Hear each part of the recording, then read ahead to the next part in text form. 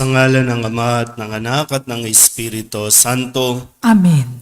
ang pagpapala ng ating Panginoong Hesukristo, ang pag-ibig ng Diyos Ama, at ang makikipagkaisa ng Espiritu Santo naway sumainyong lahat. At sumaiyo rin.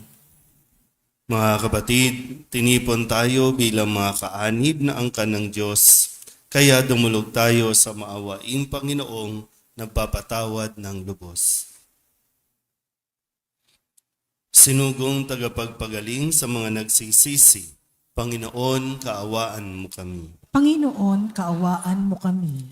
Dumating na tagapag-anyayang mga makasalanay magsisi, Kristo, kaawaan mo kami. Kristo, kaawaan mo kami. Nakaluklok ka sa kanan ng Diyos Ama para ipamagitan kami. Panginoon, kaawaan mo kami. Panginoon, kaawaan mo kami. Kaawaan tayo na makapangyarihang Diyos, patawarin tayo sa ating mga kasalanan at patnubayan tayo sa buhay na walang hanggan. Amen. Manalangin tayo. Ama naming makapangyarihan, ang aming kalooban ay lagi mong hubugin sa pagganap ng mga mabubuting gawain upang sa aming pagpupunyaging kamti ng iyong bigay, mapagsikapan naming sapitin ang pagkabuhay kailanman sa pamamagitan ni Jesucristo kasama ng Espiritu Santo magpasawalang hanggan. Amen. Magsiupo po lahat.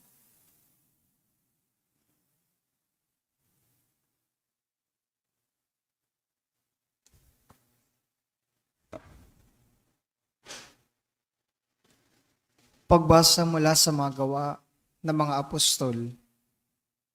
Matapos tumigil sa Antioquia ng kaunting panahon, si Pablo'y muling naglakbay. Ginigay niya ang mga bayan sa lupain ng Galacia at Phrygia at pinatatag sa pananampalataya ang mga alagad.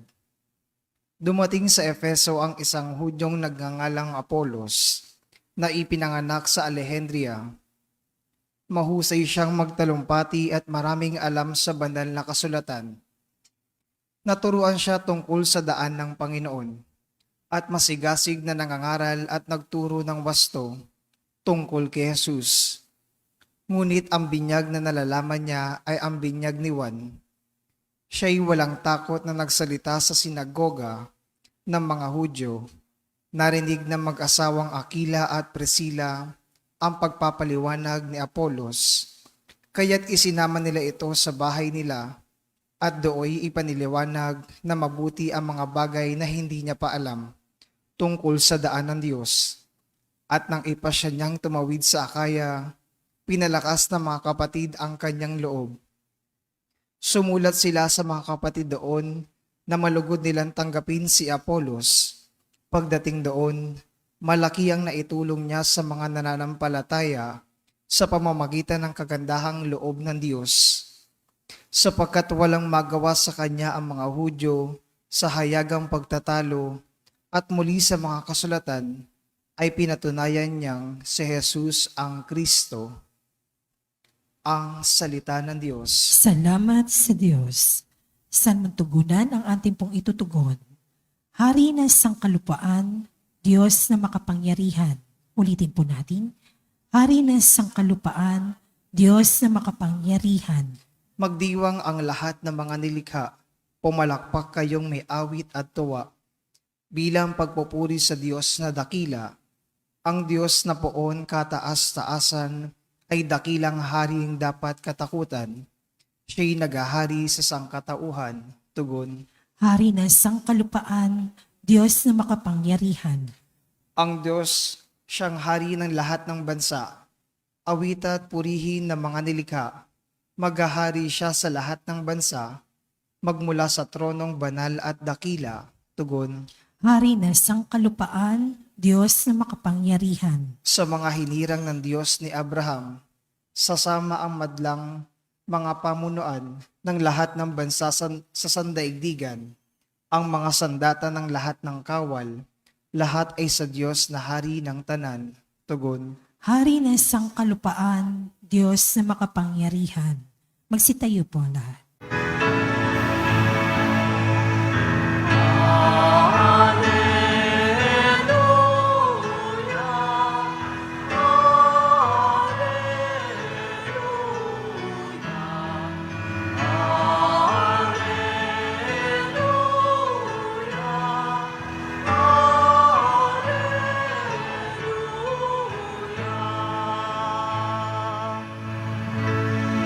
daigdig ay laganap,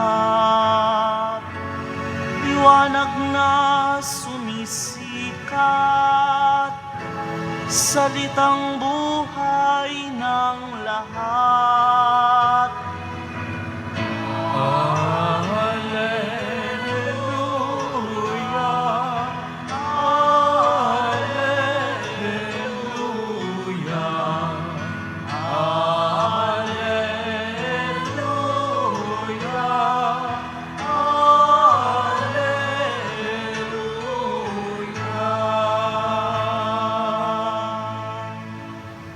Sumainyo ang Panginoon. At sumairin. Ang mabuting balita ng Panginoon ayon kay San Juan. Papuri sa iyo, Panginoon.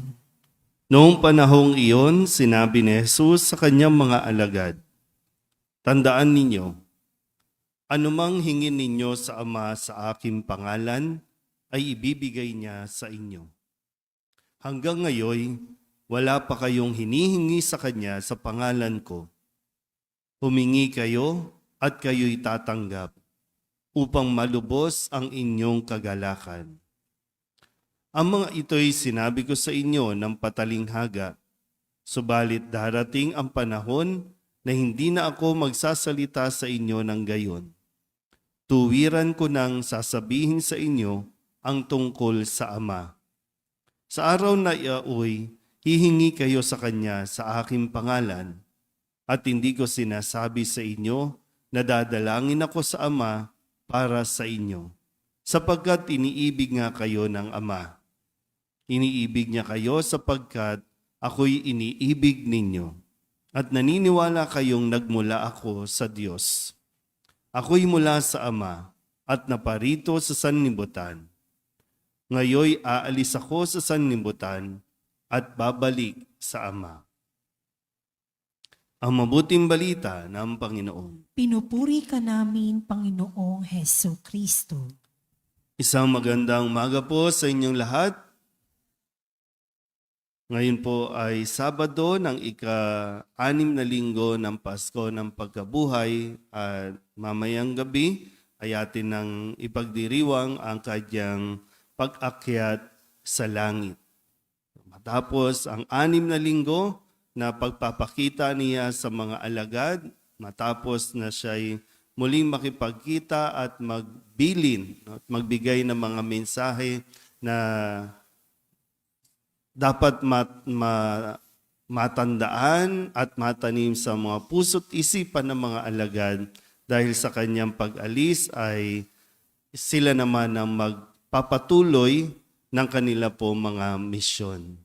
Atin pong balikan ang lahat ng mga sinabi ni Jesus sa kanyang mga alagad, at nawa maisapuso din natin itong kanyang mga mensahe upang atin din pong magamit sa ating pang-araw-araw na pagsasabuhay ng ating mga misyon. Nung Lunes, sa kanya pong pamamaalam, sinabi niya, "Ngunit ang patnubay, ang espiritu ng katotohanan, ang paparito mula sa Ama." At sinabi niya noong Martes na ang pag-alis niya ay para sa ikabubuti ninyo, sapagkat hindi paparito sa inyo ang patnubay kung hindi ako aalis. At noong Miyerkules, sinabi din niya na ang pagdating ng Espiritu ng Katotohanan, tutulungan niya kayo upang maunawaan ang buong katotohanan. So pinapakilala na ni Jesus ang Espiritu Santo. Ipinapakilala ni Jesus kung sino ang gagabay sa kanila at ang uunawa sa kanila o magbibigay ng pangunawa sa kanila. Kaya sinabi ni Kristo noong Huwebes, "Kaunting panahon na lamang at hindi na ninyo ako makikita.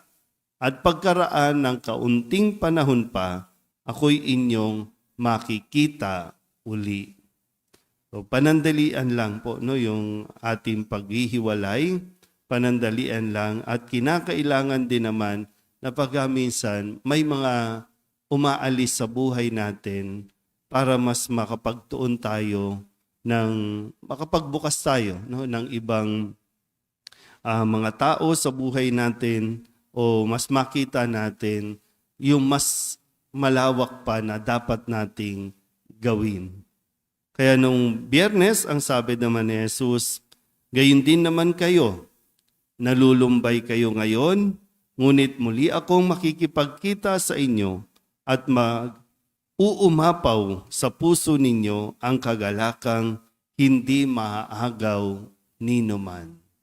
Na huwag natin hayaan ang mga sitwasyon, ang mga pangyayari sa buhay, ang umagaw ng atin pong mga kaligayahan. Yung kalungkutan, pwede natin maranasan yan, panandalian lang dapat. Tayo din mismo ang kailangan na umalis at muling magbalik sa sigla, muling magbalik sa ating mga sarili, no, yung ating kaligayahan. At muli, ang sabi ni Jesus, ngayong araw na ito, tandaan ninyo, anuman ang hingin ninyo sa Ama sa aking pangalan, ay ibibigay niya sa inyo. Dahil sabi nga, dahil iniibig natin si Jesus, kung kaya't iniibig tayo ng Ama. Mayroon tayong tinatawag na sa salita natin, no, yung padrino.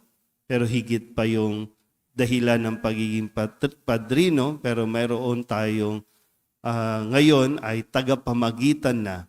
Sa pag-akyat ni Jesus sa langit, mayroon tayong tagapamagitan at tagapagtanggol na magsasabi at magpapakilala din sa atin na sasabihin sa Amang, kilala ko yan. Papasukin natin sa langit. Amen? Magsitayo po ang lahat. Mahal na Birhen ng Guadalupe, Ipanalangin mo kami. Santa Rosa ng Lima, Ipanalangin mo kami. San Lorenzo Ruiz, Ipanalangin mo kami. San Pedro Calungsod. Ipanalangin mo kami. Magsiupo po ang lahat.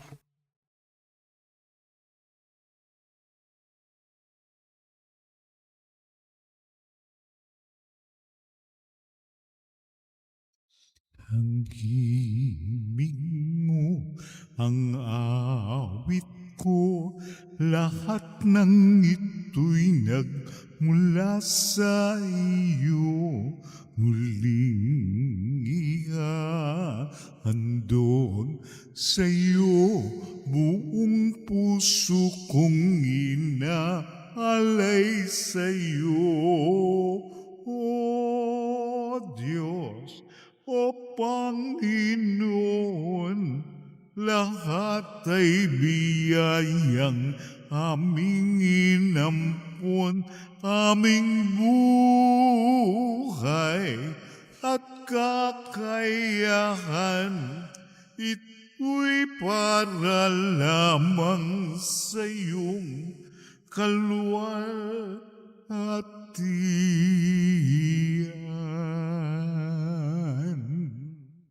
Manalangin kayo mga kapatid upang paghahain natin ay kalugdaan ng Diyos sa mga makapangyarihan. Tanggapin nawa ng Panginoon itong paghahain sa iyong mga kamay, sa kapurihan niya at karangalan, sa ating kapakinabangan at sa buong sambayanan niyang banal. Ama naming lumikha, para mo ng awa, gawin mong banal ang mga alay naming iyo sanang kalugdan, at kami gawin mong haing sa iyo'y laging nakalaan, sa pamamagitan ni Jesucristo, kasama ng Espiritu Santo, magpasawalang hanggan. Amen. Sumainyo ang Panginoon. At sumaiyo rin, Itaas sa Diyos ang iyong puso at diwa. itinaas na namin sa Panginoon. Pasalamatan natin ang Panginoong ating Diyos. Marapat na siya ay pasalamatan. Ama naming makapangyarihan, tunay ngang marapat na ikaw ay aming pasalamatan, ngayong ipinagdiriwang ang paghahain ng Mesiyas, ang maamong tupa na tumubos sa aming lahat. Ang katawan ng anak mong sa krus sa bayubay ay handog ng pag-ibig na walang kapantay. Ito ang paghahaing ganap mong kinalugdan. Ito ang nilunggati ng dating pag-aalay. Ang buong sarili ng anak mong si Jesus ay inihain sa iyo upang kami matubos. Siya ang dambana at paring naghahandog. Siya pa rin ang tupang handog na ibinukod. Kaya kaysa ng mga anghel ang sisiawin ng papuri sa iyo, nang walang humpay sa kalangitan, kami nagbubunyi sa iyong kadakilaan.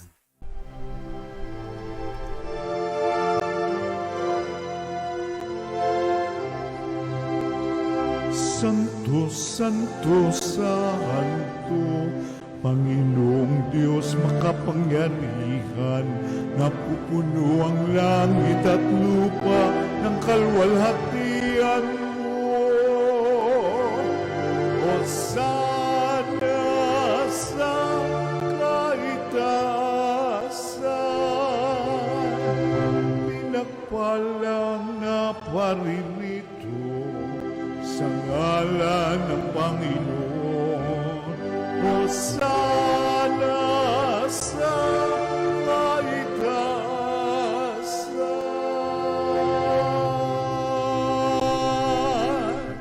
Ama naming banal, ikaw ang bukal ng tanang kabanalan.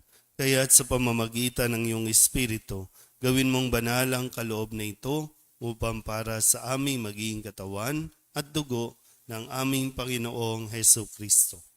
Bago niya pinagtisang kusang loob na maging handog, inawakan niya ang tinapay, inasalamatan kaniya, pinaghati-hati niya iyon, iniabot sa kanyang mga alagad at sinabi,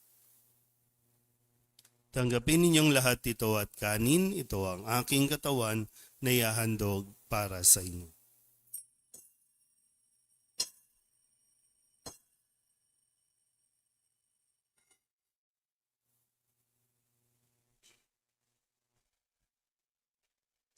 Ngayon din naman nang matapos ang hapunan, hinawakan niya ang kalis, muli kaniyang pinasalamatan. Iniabot niya ang kalis sa kanyang mga alagad at sinabi, "Tanggapin ninyong lahat ito at inumin. Ito ang kalis ng aking dugo, ng bago at walang hanggan tipan. Ang aking dugo na ibubuhos para sa inyo at para sa lahat sa ikapagpapatawad ng mga kasalanan.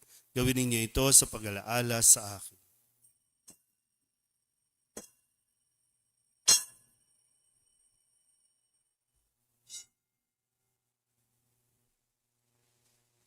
Ipagbunyiin natin ang misteryo ng pananampalataya. Si Kristo'y namatay, si Kristo'y nabuhay, si Kristo'y babalik sa wakas ng panahon. Ama, ginagawa namin ngayon ang pag-alaala sa pagkamatay at muling pagkabuhay ng iyong anak, kaya tiniaalay namin sa iyo ang tinapay na nagbibigay buhay at ang kalis na nagkakaloob ng kaligtasan. Kami napapasalamat dahil kami iyong minarapat na tumayo sa harap mo para maglingkod sa iyo. Isinasamo namin kami magsasalo-salo sa katawan at dugo ni Kristo ay mabuklod sa pagkakaisa sa pamamagitan ng Espiritu Santo. Ama, lingapin mo ang iyong simbahang laganap sa buong daigdig. Puspusin mo kami sa pag-ibig kaysa ni Leon na aming Papa at ni Jose na aming Obispo at ng Tanang Kaparian. Alalahanin mo rin ang mga kapatid naming nahimlay na may pag-asang sila'y muling mabubuhay, gayon din ang lahat ng mga pumanaw. Kawaan mo sila at patuloyin sa iyong kaliwanagan. Kawaan mo at pagindapating kaming lahat na makasalo sa iyong buhay na walang wakas. Kaysa ng mahal na Birhen Maria na ina ng Diyos, ng kabiyak ng puso niyang San Jose. Kaysa ng mga apostol at ng lahat ng mga banal na namuhay dito sa daigdig ng kalugod-lugod sa iyo, may pagdiwang nawa namin ang papupuri sa ikararangal mo sa pamamagitan ng iyong anak na aming Panginoong Heso Kristo. Sa pamamagitan ni Kristo, kasama niya at sa Kanya, ang lahat ng parangal at papuri ay sa iyo, Diyos amang makapangyarihan, kasama ng Espiritu Santo, magpasawalang hanggan. Amen.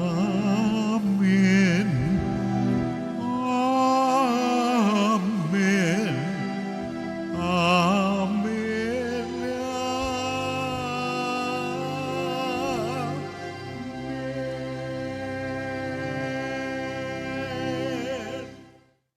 Sa tagubilin ng mga nakagagaling na utos at turo ni Jesus sa Panginoon natin at Diyos, ipahayag natin ang lakas loob.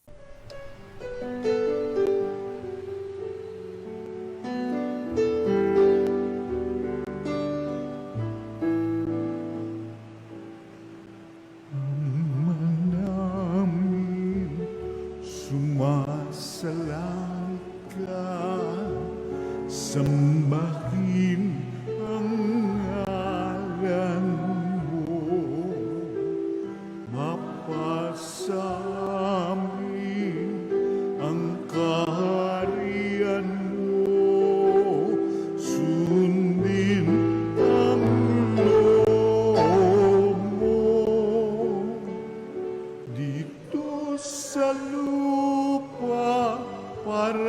ng sa langit, bigyan mo po kami ngayon ng aming kakanin sa araw-araw at patawarin mo kami sa aming mga sala para ng pagpapatawan namin sa nagkakasala sa amin. At huwag mo kaming ipagdulot sa tukso at yadya mo kami sa lahat ng masama. Hiling namin kami iadya sa lahat ng masama, pagkalooban ng kapayapaan araw-araw, iligtas sa kasalanan at ilayo sa lahat ng kapahamakan, samantalang aming pinananabikan ang dakilang araw ng pagpapahayag ng tagapagligtas naming sa Hesu Kristo. Sapagkat iyo ang kaharian at ang kapangyarihan at ang kapurihan magpakailanman. Amen. Panginoong Hesu Kristo, sinabi mo sa iyong mga apostol, kapayapaan ang iniiwan ko sa inyo, ang aking kapayapaan ang binibigay ko sa inyo. Tunghayin mo ang aming pananampalataya at huwag ang aming mga pagkakasala. Pagkalooban mo kami ng kapayapaan at pagkakaisa ayon sa iyong kalooban, kasama ng Espiritu Santo, magpasawalang hanggan. Amen. Ang kapayapaan ng Panginoon ay laging sumainyo. At sumaiyo rin. Magbigayin po tayo ng kapayapaan sa isa't isa.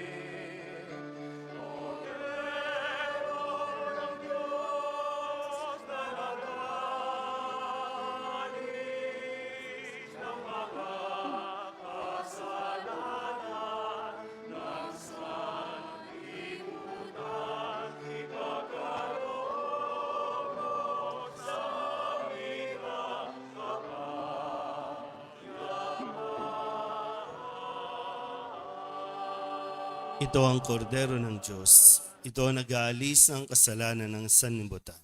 Mapalad ang mga inaanyayahan sa kanyang piging. Panginoon, hindi ako karapat-dapat na magpatuloy sa iyo, ngunit sa isang salita mo lamang ay gagaling na ako. Katawan ni Kristo, Amen.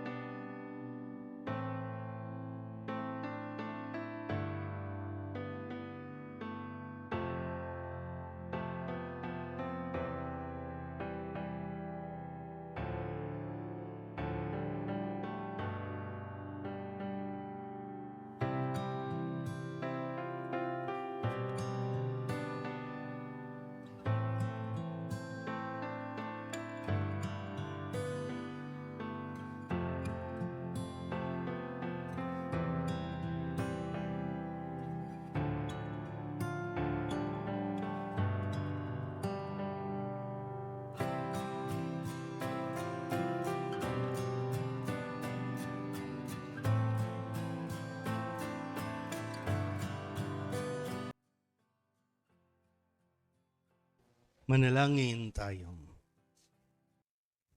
Ama naming mapagmahal, sa pinagsaluhan naming banal na pakikinabang, ang amin nawang pag-ibig ay lalong madagdagan ng ginawa namin sa pag-alala sa anak mong mahal na nag-utos ipagdiwang ang huling hapunan sa pamamagitan niya kasama ng Espiritu Santo magpasawalang hanggan. Amen. Sumainyo ang Panginoon. At sumaiyo rin. At pagpalain kayo ng makapangyarihang Diyos, Ama at Anak at Espiritu Santo. Amen. Tapos ang banal na misa, humayo tayo sa kapayapaan ni Kristo. Salamat sa Diyos.